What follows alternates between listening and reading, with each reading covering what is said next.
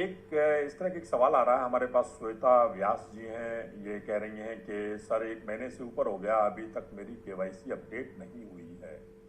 तो KYC update नहीं हुई है यानी कि ये दो कारण हो सकते हैं, या तो एम्प्लॉयर या ईपीएफ ऑफिस में। केवाईसी अपडेट नहीं हो रहा तो शायद जॉइंट डिक्लेरेशन में आपका डेटा तो थोड़ा ठीक करना है, क्योंकि डेटा ठीक होने के बाद ही केवाईसी का अपडेट हो जाएगा।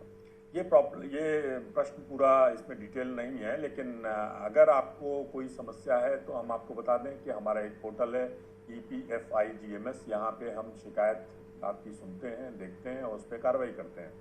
आप चाहें तो EPFIGMS पोर्टल पे अपनी शिकायत दर्ज करा सकते हैं। ये उस कंसर्न ऑफिस में जाएगा। अगर एम्प्लॉयर के लेवल पे भी पेंडिंग होगा तो हमारा ऑफिस एम्प्लॉयर के साथ टेकअप करेगा और उसको करवाएगा। तो इसके अलावा suppose there is a case where member has expired, तो उसका मिसमैच हो रहा है, डेटा उसका तो यूएन तो एक्टिवेट नहीं हो रहा है, मेंबर तो अभी नहीं है, तो he can not file joint declaration. इस केस के लिए भी हमने क्या किया, ये मेंबर का नॉमिनी है, कोई nominee suppose the nominee themselves, suppose there can be multiple nomination हो सकता है, तो एक nominee the other nominees can authorise and that nominee ka Aadhaar number will be collected and they will be applying on behalf of the deceased member a physical joint declaration. They will be signing it and whatever data hai wo pura humne iska enter karke and that data ka uploading through the employer, it will come to us and based on that correction will be processed. Or suppose the employer is also closed, they can directly come and give it to the PF office, public relations officer hai, it can be given. And we have also identified some authorities, because the employer is not available, employer is closed, then who will sign that joint declaration, physical joint declaration? इसके लिए जो employer नहीं है, जहाँ company बंद हो चुकी है, वहाँ के लिए आप बता रहे हैं yes कि वो फिजिकल जॉइंट डिक्लेरेशन दे सकते हैं और जॉइंट डिक्लेरेशन को जो ऑथराइज्ड ऑफिशियल्स हैं उनसे साइन करा सकते हैं। yes, वो ऑथराइज्ड ऑफिसर पहला है, आप आपका अकाउंट तो एक बैंक में होता है, बैंक मैनेजर से आप कर सकता है, सबसे रिलायबल है। पोस्ट मास्टर सब पोस्ट मास्टर में कर सकता है, और इट कैन बी विलेज मुखिया ही हो सकता है, और एक पंचायत बोर्ड प्रेसिडेंट, और it can be even MLC, municipal में एक मेंबर होता है लोकल काउंसिल का, MLA हो सकता है, MP हो सकता है, और हर स्टेट में हमको एक रीजनल कमिटी है, labour secretary of the state government is the chairman. उस रीजनल कमिटी में we have union members, employees representatives and employer representatives, तो किसी भी इसका रीजनल कमिटी का मेंबर से कर सकता है। हमारा सेंट्रल बोर्ड है, central board the honourable minister is the chairman and we have representatives from unions as well as employers, so they can get their signatures also. So once आप सिर्फ इस तरह कोई केस है तो somebody is hearing this particular live session, ये कोई case है तो एक ही एक रिक्वेस्ट है, आप सिग्नेचर का टाइम करने का टाइम है, नीचे उनका पूरा एड्रेस और उनका ईमेल आईडी आप अवश्य लिख लीजिए, सो दैट एक बार ये आ गया तो हो सके। हाँ, क्योंकि ये प्रोसीजर है, एक बार इस तरह आ गया तो हमने एक चिट्ठी उनको लिखेंगे, वो चिट्ठी का और ईमेल भी उसको भेजेंगे, और वो कंफर्मेशन आने के बाद ही इसका प्रोसेस शुरू होगा।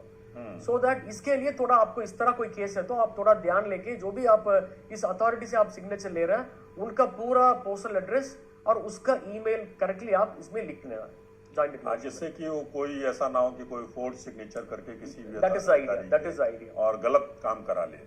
एक सवाल आ रहा है कि सूर्या बोरकर हैं, वो कह रहे हैं कि why digital signature not enabled for JD online approval.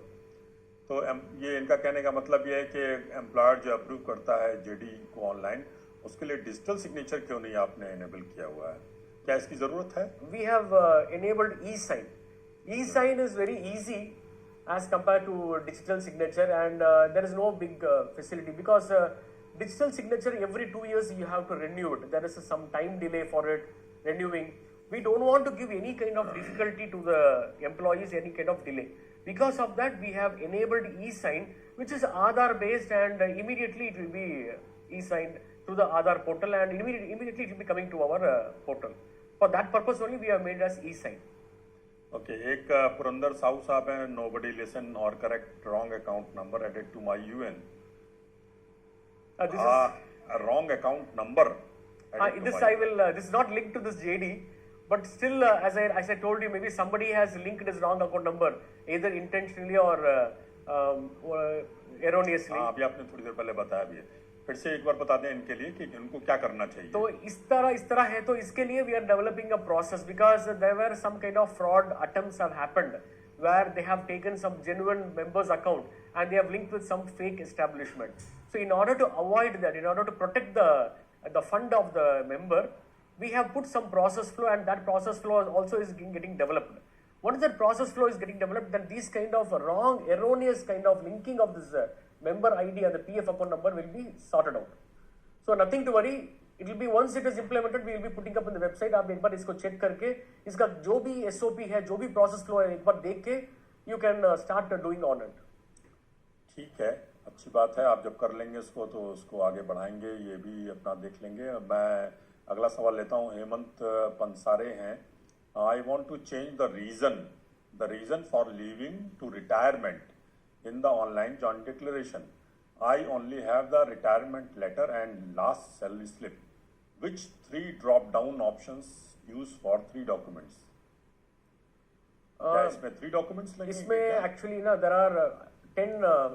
I told you 11 fields we are trying to change or trying to we are giving that 11 fields for corrections.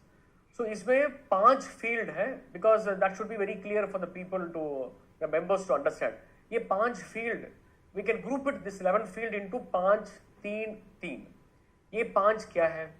ये जो भी हमने आपको बोला है 3 डेमोग्राफिक फील्ड। ये तो मेंबर का नाम है, मेंबर का डेट ऑफ बर्थ है, मेंबर का जेंडर, वो तो पुराना वर्जन में भी था, UIDAI वेरीफाई करता है। ये 3, इसके अलावा नेशनैलिटी है और आधार है। ये 5 मेंबर का स्वयं का पता है।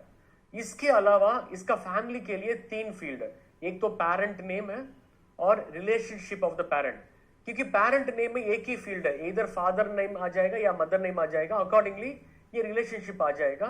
और इसके अलावा marital status, married, unmarried, divorced, ये आ जाएगा। ये तो है परिवार का 3। इसके अलावा एम्प्लॉयमेंट का 3। ये क्या क्या है? Date of joining, date of leaving और रीजन ऑफ लीविंग। तो ये पूरा 11 फील्ड का डिपेंडिंग अपॉन द चेंज, ये चेंज को माइनर और मेजर इसको बांटता है। We classify that depending upon ये मेजर चेंज है। तो मान लो ये रामन है, रामन को रहमान करना है, आप चेंज करेंगे तो RAMAN, मगर रहमान क्या है? RAHMAN। सिर्फ एक ही अल्फाबेट का चेंज है, मगर क्या होता है? फोनेटिकली चेंज होता है, नाम तो कंप्लीटली डिफरेंट है। तो इस तरह का चेंज है, ये है मेजर चेंज। ये मेजर चेंज के लिए 3 डॉक्यूमेंट चाहिए। मैं इंटरप्ट करूंगा थोड़ा सा कि इनका जो स्पेसिफिक सवाल है वो एक रीजन फॉर लीविंग जो इन्होंने डाला हुआ है उसको चेंज करना चाहते हैं। उसके लिए आ रहा हूं। इसको इस तरह हर फील्ड के लिए क्लियरली हमने डॉक्यूमेंट को प्रिस्क्राइब किया है स्टैंडर्ड ऑपरेटिंग प्रोसीजर में। तो ये पर्टिकुलर रीजन फॉर लीविंग या date of leaving, date of joining के लिए सिर्फ 4 डॉक्यूमेंट है। वो एम्प्लॉयर का जो भी अपॉइंटमेंट लेटर है और उसका सैलरी स्लिप है, इस तरह कोई की स्पेसिफिकली है। ये तो आ रहा है, रिटायरमेंट लेटर लगा सकते हैं। ये रीजन फॉर लीविंग के लिए 4 डॉक्यूमेंट्स है।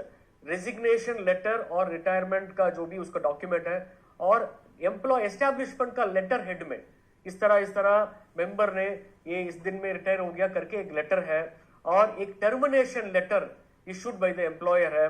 और इसके अलावा किसी भी document the establishment they wanted to give, this is the document, maybe it's a final settlement letter, जो भी है, इस 4 डॉक्यूमेंट में किसी भी आप 2 डॉक्यूमेंट कर सकते हैं, क्योंकि ये वाला पूरा चेंज तो it is a minor change. But member expire होने के बाद इसका चेंज होता है तो वो तो मेजर चेंज। तो इस केस में आपका तो ये माइनर केस है, 2 डॉक्यूमेंट आप अपलोड कीजिए, ये तुरंत अप्रूव हो जाएगा। ये यानी कि रिटायरमेंट लेटर और लास्ट सैलरी स्लिप अगर अपलोड करें तो हो जाएगा। तो सैलरी स्लिप नहीं है, आप रिटायरमेंट लेटर का जो भी टर्मिनेशन लेटर का दे दीजिए, और इसके लिए कोई लेटर एस्टैब्लिशमेंट का जो भी लेटर हेड में कोई लेटर भी आप लेके ये दोनों अपलोड करेंगे तो हो जाएगा। अच्छा, एक सवाल है, खुशबू आक्रम जी हैं, ये कह रहे हैं कि joint declaration form not approval pending with employer. तो अगर एम्प्लॉयर के साथ पेंडिंग है तो आप एम्प्लॉयर से टेकअप कर लें, या फिर आपको हमने बताया कि EPFI GMS में आप कंप्लेंट दर्ज करें तो हमारा ऑफिस एम्प्लॉयर के साथ टेकअप करेगा इसको? नो, इसको one point I want to tell, हम तो हर दिन में वी आर मॉनिटरिंग कितना केसेस आ रहा है, कितना लेवल में, किस लेवल में पेंडिंग है। इस तरह एस्टैब्लिशमेंट एम्प्लॉयर लेवल में पेंडिंग है। हम पीरियोडिकली क्या करता है, एम्प्लॉयर को भी एक ईमेल वगैरह भेज के ये वाला आपके पास पेंडिंग है, थोड़ा इसको क्लियर करवा दीजिए करके उसको भी एक हमने एक अलर्ट मैसेज भेज रहा हूँ। इसके अलावा हमारा रीजनल ऑफिसर्स को भी उनको टेकअप करके उसको कर रहा है। किसी भी टाइम में क्या होता है ना, एक क्लेम ये जॉइंट डिक्लेरेशन आ गया, इसमें कोई कमी आई के लिए, कोई क्लैरिफिकेशन के लिए अप्रूविंग अथॉरिटी ने इसको भेजा है एम्प्लॉयर के लिए, एम्प्लॉयर ने उसको दोबारा भेजना। इस तरह कोई ट्रांजैक्शंस हो सकता है, इसके लिए भी थोड़ा लेट हो सकता है। फिर भी तो एम्प्लॉयर का पोर्टल में हमेशा ये वाला अलर्ट होता है उनके, तो very soon it will be cleared. थोड़ा आप टाइम वेट कीजिए, कोई नहीं हो रहा तो आप ईपीएफ आईजीएमएस पे आपका ग्रीवेंस आप दर्ज कीजिए। एक फेसबुक से भी कुछ सवाल ले लेते हैं कि अपना पहाड़ अपना हक ये है, ये पूछ रहे हैं कि hi sir I want correction my name and bank detail. तो आपने बता ही दिया कि उसके लिए जॉइंट डिक्लेरेशन पढ़ दीजिए, आप ऑनलाइन अप्लाई कर दीजिए। और इसमें मेरा एक विनती है, आप एक बार करेक्ट करने का टाइम में हो सकता है बाकी का भी करेक्ट करना है, you do not know.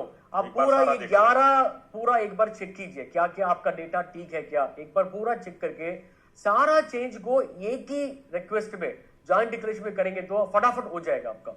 Need not be a piecemeal thing. अच्छा, इसी तरह नैना हिंदुस्तानी है ये, if I want to change my status from married to unmarried, how many days it will take to reflect? एक बार करेक्शन हो गया तो तुरंत आपका ये वाला आपका प्रोफाइल में हो जाएगा, इमीडिएटली हो जाएगा। आप अप्लाई करें और पहला तो अप्लाई करना पड़ेगा। आप अप्लाई करेंगे तो इसका प्रोसीजर होके, क्योंकि आपका पहले भी lot of people have applied and everything goes, because इसमें क्या है ना, ये जो भी major change it goes up to the top level, up to the regional PF commissioner grade 1 of the office who is in charge, it goes up to the authority to get it approved and so many request are coming ना, it goes in a queue. तो हर दिन में late us say they can approve only 200-300 cases per day, because पूरा document भी verify करना है, so that it might take some time, but ये हो जाएगा। आप अप्लाई कीजिए जरूर, ये होने में ही आपको आपका मेंबर पोर्टल में उसका दिखेगा आपको। एक सवाल और लेते हैं, पुरंदर साहू हैं, ये लिख रहे हैं कि my UN number is this, show wrong account number, I never served but EPFO is not correcting, struggling for 1 year, help please. This I told you already, erroneous linking of this thing. This very soon you will be expecting a tool for that. We will also give a press note. आप इसका basis में आप इसको कीजिए। जी, एक और सवाल है लखिंदर जी का कि सर मेरा कंपनी बंद हो गया है और मेरा यूएन नंबर आधार से लिंक नहीं है, क्या करूं? इसके लिए वी हैव टोल्ड, आप वो जॉइंट डिक्लेरेशन फॉर्म डाउनलोड कीजिए। ये जो भी अथॉरिटीज का लिस्ट है, ये जो भी हमने आपको बोला है, बैंक मैनेजर, पोस्ट मास्टर और एमएलसी है, एमएलए, एमपी, हमारा रीजनल बोर्ड मेंबर या हमारा सेंट्रल बोर्ड मेंबर, इसमें किसी भी अथॉरिटी का आप सिग्नेचर ले लीजिए, पूरा पता ले लीजिए, ईमेल आईडी दे दीजिए और ये पूरा लेके आप हमारा ऑफिस में जाके वहाँ पब्लिक रिलेशन ऑफिसर को दे दीजिए और एक्नॉलेजमेंट भी आप जरूर ले लीजिए और एक कॉपी भी आपके पास रख लीजिए। जो भी फिजिकल डॉक्यूमेंट्स आप हमारे ऑफिस में दे रहे हैं उसका एक्नॉलेजमेंट ले लीजिए, एक कॉपी आप रख लीजिए आपके पास रेफरेंस के लिए। उसके बाद वो आफ्टर ड्यू वेरिफिकेशन वो तो तुरंत प्रोसेस हो जाएगा। एक जाकिर हुसैन जी हैं, पूछ रहे हैं कि पूर्ण ईपीएफओ अकाउंट पे मेरा बैंक अकाउंट नंबर ऐड नहीं हो रहा है, ट्राई बहुत किया, अब क्या इश्यू आ रहा है इसमें? इन्होंने ये लिखा नहीं है तो एक बार आप बैंक अकाउंट के पहले वाला कोई प्रीफिक्स जीरो वगैरह है, एक बार आप चेक कीजिए क्या कोई जीरो है। वो जीरो है तो आपने इसको एंटर किया ठीक से, सो एक बार आप चेक कीजिए रियली कोई प्रॉब्लम है, सारा आपने ठीक कर रहा है, उसके बाद नहीं हो रहा, मान लो देयर इज अ पॉसिबिलिटी है, मान लो आपका अकाउंट नंबर, सम बैंक में अकाउंट नंबर भी चेंज होता है, कोर बैंकिंग में ज्वाइन करने का टाइम में वो अकाउंट नंबर ही चेंज होता है, इस तरह कोई हुआ, एक बार आप चेक कीजिए करेक्ट है तो कोई रियली प्रॉब्लम, कोई टेक्निकल प्रॉब्लम है तो हमको इमीडिएटली आप रेफर कीजिए ईपीएफ आईजीएमएस में, इसको भी हमने चेक करके इसका जो भी हल है हम इमीडिएटली आपको भेज देंगे। हाँ, जब भी आपको कोई समस्या आए तो ईपीएफ आईजीएमएस का उपयोग करें और उसमें अपनी शिकायत को दर्ज करें।